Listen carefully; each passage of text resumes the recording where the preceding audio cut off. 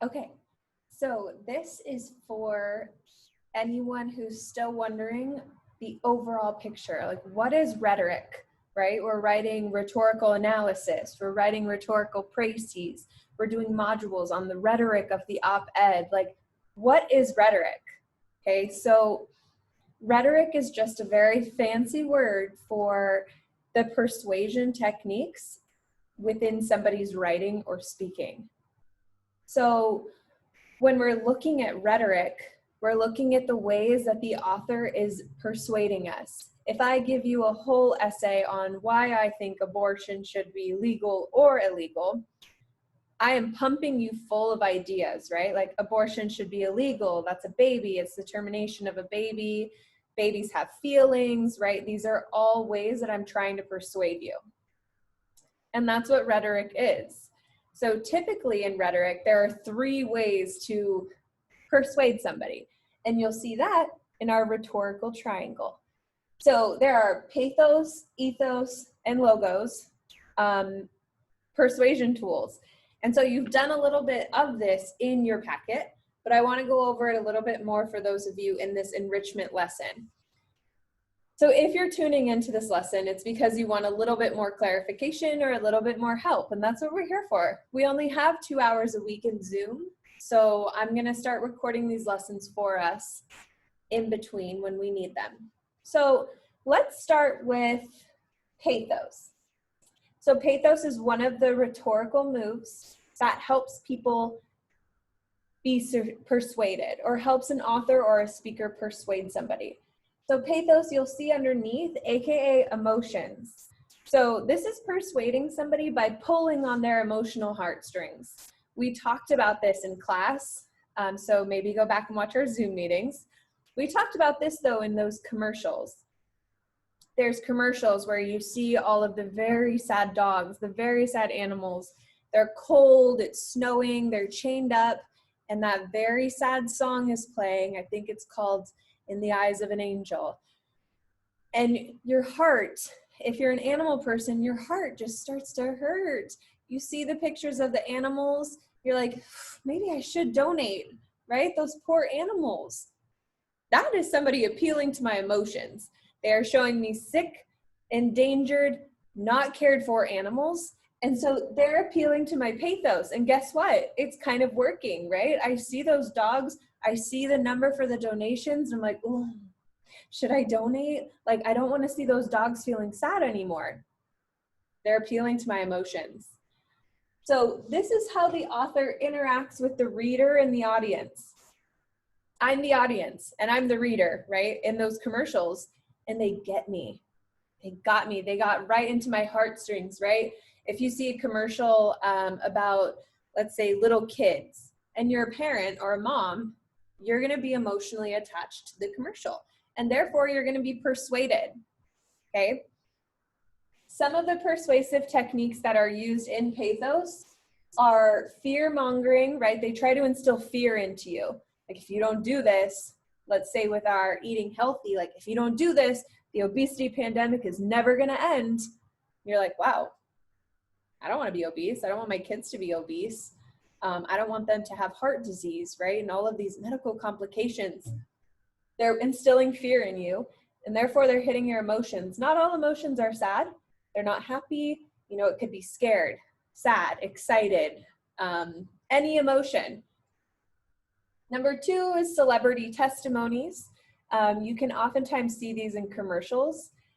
So those Neutrogena commercials, right? The girls are like washing their face in the sink and like splash water it beautifully. And it so happens that it's all of the stars with like beautiful skin. And you're watching like, ooh, I want to have really beautiful skin too. You're being persuaded. Okay, that's their rhetorical device. They're persuading you. They're hitting your pathos with celebrity testimonies. Okay, and there's a couple more here that we could get into. This often happens in commercials. But pathos is hitting your emotions. That's the rhetorical device that the authors are using. And if you wrote a rhetorical analysis or a rhetorical précis, this could be one thing that you write on. Let's move on to logos. Logos, just as it sounds, AKA logic. This is appealing to your mind, right? It's making you feel smart. It's making you feel warm and fuzzy and held up by the logic or the sound of an argument. Another way to persuade people is to be smart and to include things that will trigger the brain. So logos has to do with facts, evidence, and research.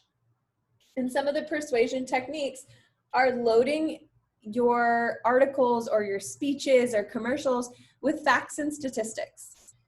If you say that 85% of the school population is obese and it has to do with these super expensive, the lack of nutritional options for students, you're giving me a hard fact and a hard statistic that's coming, let's say, from the FDA. And now I am convinced, because now you're making my brain work. Like 85% of the population, like that's a lot, right? So now I'm thinking, like, my wheels are turning. That's them using logos against me. Claims based on general knowledge. Anything that is based on knowledge, any claim that's made about your intelligence, about like world general knowledge, they're appealing to your logos.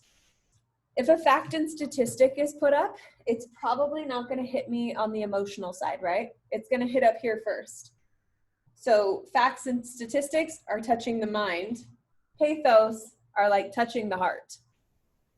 And finally, at the very top of our rhetorical triangle is ethos. Ethos, AKA ethics and credibility. How credible is your author, right? You guys know me, I'm an English teacher.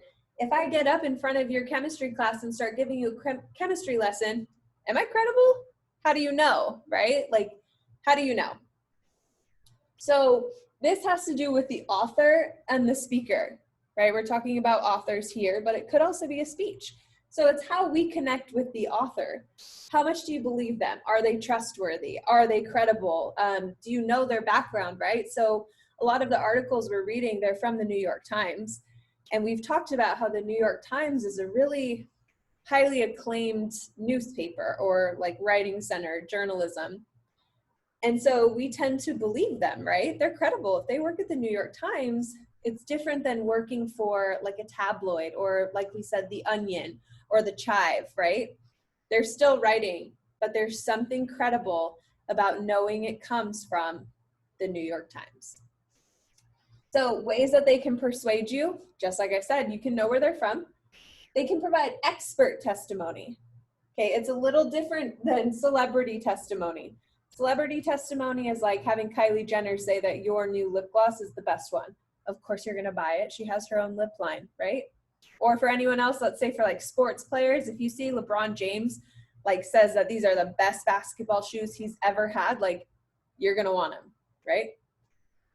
Expert testimony, though, is coming in and let's say like a lead doctor. So if we're still talking about our bad food module, if you have an exercise physiologist or a dietitian or a nutritionist come in and talk about like the effects, right? And let's say the dietitian writes a whole article on how the nutrition of food in schools is very poor.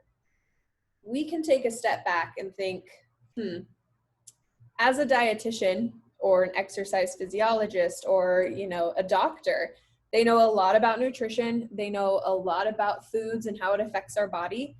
So I take them as credible, right?